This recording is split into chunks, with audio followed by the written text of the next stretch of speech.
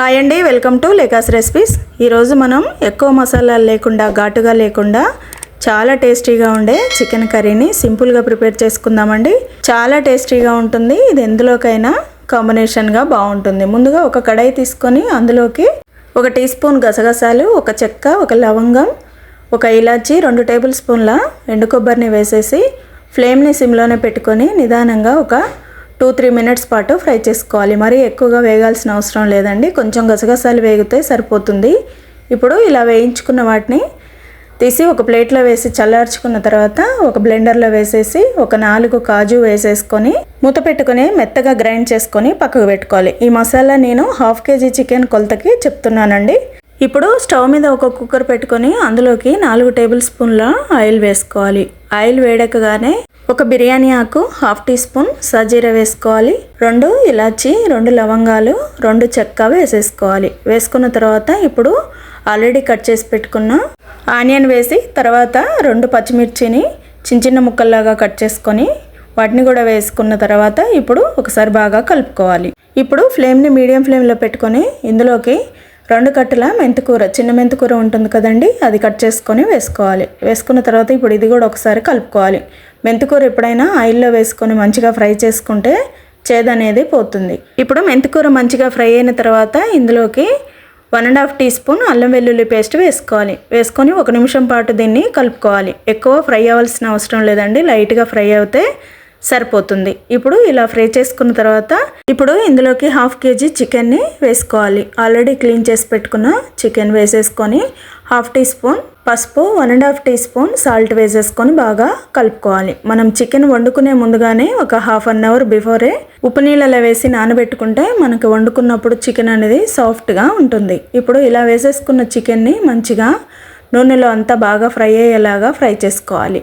మనం సాల్ట్ వేసాం కదండి, చికెన్ అంతా కూడా వాటర్ అనేది ఊరుతుంది. అవన్నీ నీళ్ళన్నీ ఇంకిపోయే వరకు చికెన్ అంతా కూడా మీడియం ఫ్లేమ్లో ఉడికించుకోవాలి. ఇలా పూర్తిగా ఉడికిపోయి కొంచెం ఆయిల్ తేలేటప్పుడు ఇప్పుడు 1 టమాటో, 1/2 కప్పు పుదీనా వేసేసుకొని మళ్ళీ ఒకసారి బాగా కలుపుకోవాలి. కలుపుకున్న తర్వాత ఇప్పుడు మూత పెట్టుకొని ఒక 10 నిమిషాల పాటు సిమ్లో పెట్టుకొని ఉడికించుకోవాలి. ఇలా ఉడికిపోయిన తర్వాత మళ్ళీ ఒకసారి మూత తీసి కలుపుకుంటే మనకి చికెన్ అనేది మంచిగా ఫ్రై అయిపోయి ఉంటుందండి. ఆయిల్ అనేది బాగా తేలినప్పుడు ఇప్పుడు ఉప్పు కారాలు అనేటివి వేసుకోవాలి. ఇప్పుడు చికెన్లో ఆయిల్ తేలుతుంది కాబట్టి 2.5 టీ స్పూన్స్ కారం అనేది వేసుకోవాలి. వేసుకున్న తర్వాత 3/4 టీ స్పూన్ ధనియాల పొడి, 1/2 టీ స్పూన్ గరం మసాలా వేసుకున్న తర్వాత ముందుగా గ్రైండ్ చేసుకున్న కొబ్బరి గసాల పౌడర్ని వేసి చికెన్ అంతా మంచిగా కలిసేలాగా కలుపుకోవాలి. ఇది పూర్తిగా సిమ్లోనే ఫ్రై చేసుకోవాలండి. ఇప్పుడు కారం అంతా ఫ్రై అవ్వడం కోసం ఒక 2 మినిట్స్ పాటు మూత పెట్టుకొని చికెన్ అంతా ఉడికించుకోవాలి. ఇప్పుడు మూత తీసి మళ్ళీ ఒకసారి చికెన్ అంతా బాగా కలుపుకొని ఉప్పు కారాలు అనేటివి చెక్ చేసుకోవాలి. చేసుకున్న తర్వాత ఇప్పుడు నేను ఇందులోకి 1/2 టీ స్పూన్ సాల్ట్ వేసేసి మళ్ళీ ఒకసారి బాగా కలుపుకున్న తర్వాత ఇప్పుడు ఆయిల్ అనేది బాగా తేలుతుంది కదండి, ఇప్పుడు ఇందులోకి వాటర్ని యాడ్ చేసుకోవాలి. ఇప్పుడు 3 కప్పుల వాటర్ని చికెన్లో వేసిన తర్వాత మళ్ళీ ఒకసారి కలుపుకొని ఇప్పుడు ఈ వాటర్ అన్ని మరిగేటప్పుడు కుక్కర్ మూత పెట్టుకొని మీడియం ఫ్లేమ్లో 2 విజిల్స్ ఇవ్వాలి. ఎక్కువ వాటర్ వేసుకోవద్దండి, మనం కుక్కర్ మూత పెట్టుకుంటున్నాం కాబట్టి తక్కువ వాటర్ని యాడ్ చేసుకోవాలి, లేకపోతే నీళ్ళుగా అయిపోతుంది. ఒకవేళ కుక్కర్ మూత పెట్టుకోవడం ఇష్టం లేని వాళ్ళు మీడియం ఫ్లేమ్లో మామూలుగా మూత పెట్టేసుకొని దగ్గరగా ఉడికించుకోవచ్చు. ఇలా కుక్కర్ మూత పెట్టడం వల్ల చికెన్ అనేది చాలా సాఫ్ట్గా ఉడికిపోతుంది. ఇప్పుడు ఆవిరంతా పోయిన తర్వాత మూత తీసి చూస్తే మనకి చికెన్ అనేది పర్ఫెక్ట్గా రెడీ అయిపోతుందండి.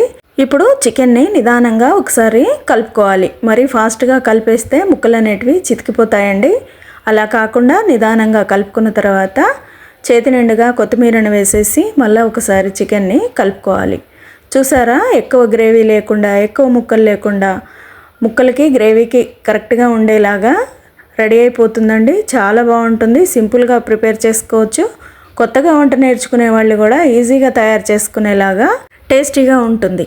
ఇది బగారా రైస్ కానీ నాన్ రోటీ ఎందులోకైనా కూడా చాలా బాగుంటుందండి. ఒకసారి ట్రై చేయండి. ఫ్రెండ్స్కి, ఫ్యామిలీ మెంబర్స్కి షేర్ చేసి లేకాస్ రెసిపీ ఛానల్ని సబ్స్క్రైబ్ చేసుకోండి. Thank you.